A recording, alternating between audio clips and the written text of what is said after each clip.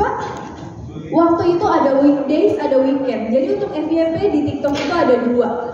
Ada dua waktu, dibagi jadi dua. Ada weekdays dan weekends.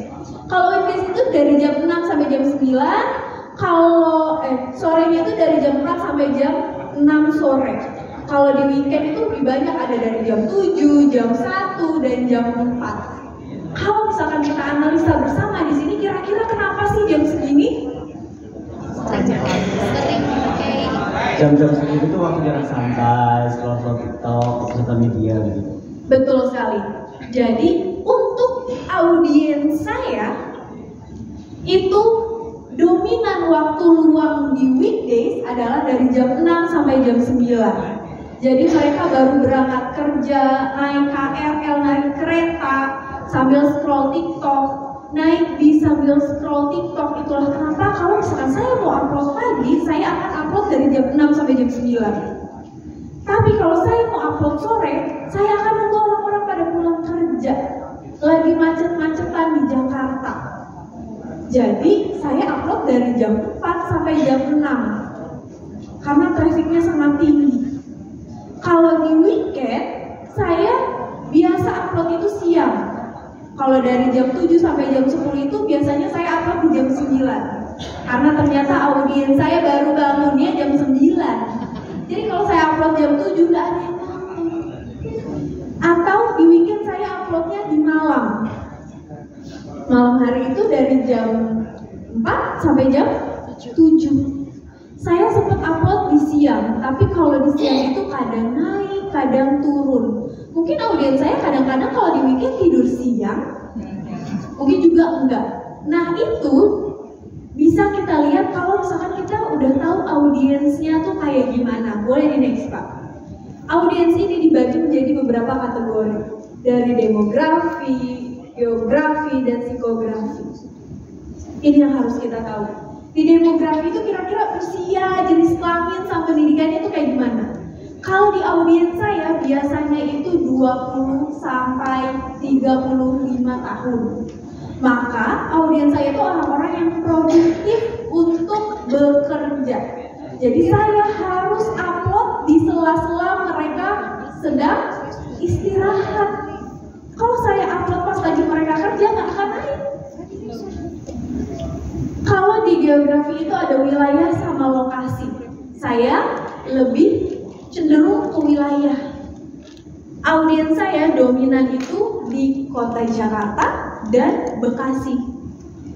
Dan dua kota itu adalah kota yang terkenal macet. Itulah kenapa di sore hari saya akan ambil dari jam 4 sampai jam 6. Kalau misalkan saya upload di jam 7, itu udah nggak terlalu macet daerah Jakarta. Orang-orang udah pada pulang kerja. Jadi nggak mungkin mereka scroll, pasti apanya udah rumah rebahan. Di psikografi itu ada kepribadian, minat, dan gaya hidup. Nah, audiens saya dominan itu adalah guru dan bapak-bapak. Ternyata saya juga kaget. Saya kira audiens saya dulunya saya bercita-cita audiens saya tuh ibu-ibu muda dan guru-guru muda. Tapi ternyata yang saya lihat bapak-bapak. Saya juga heran yang kenapa. Itulah kenapa di TikTok saya atau di Instagram saya itu lebih upload tentang diri saya sendiri.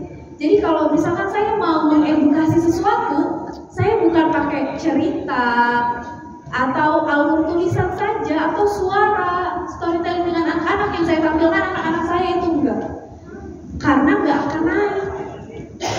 Justru saya share tentang kepribadian saya secara nggak langsung nanti akan mengedukasi audiens saya sendiri, karena ternyata audiens saya dominan.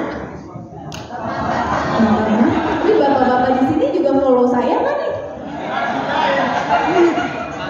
Bapak-bapak di sini lebih senang saya nyorot anak-anak lagi main atau saya lagi ngajar?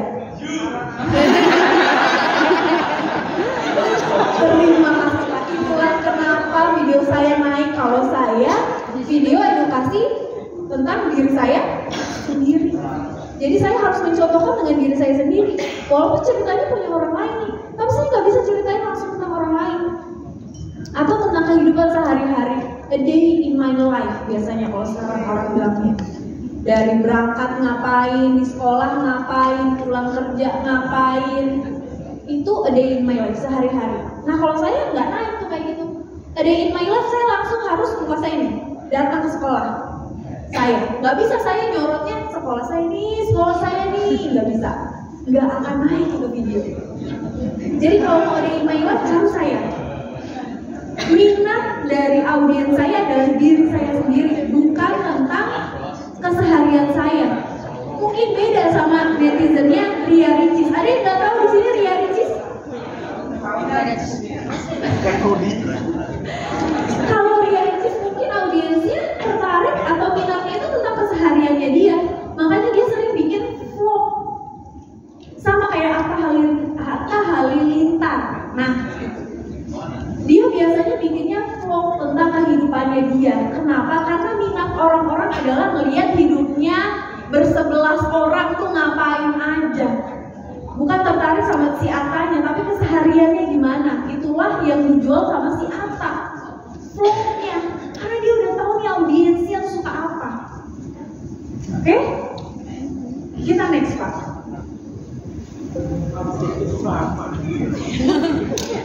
Lanjut.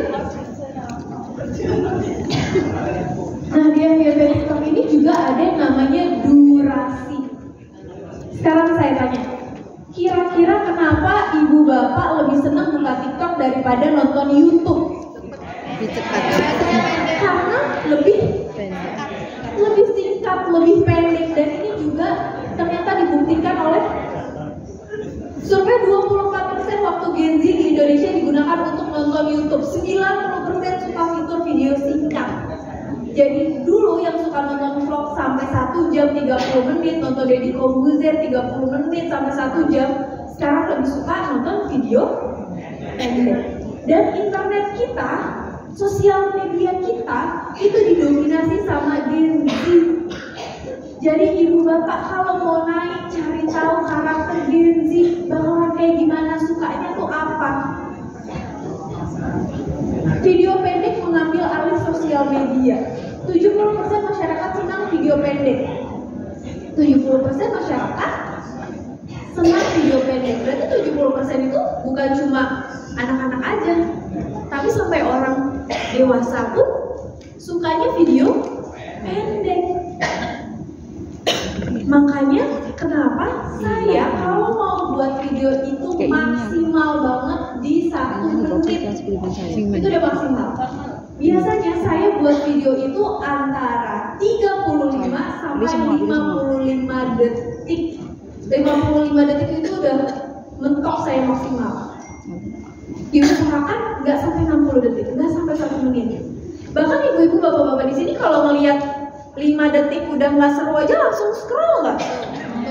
Langsung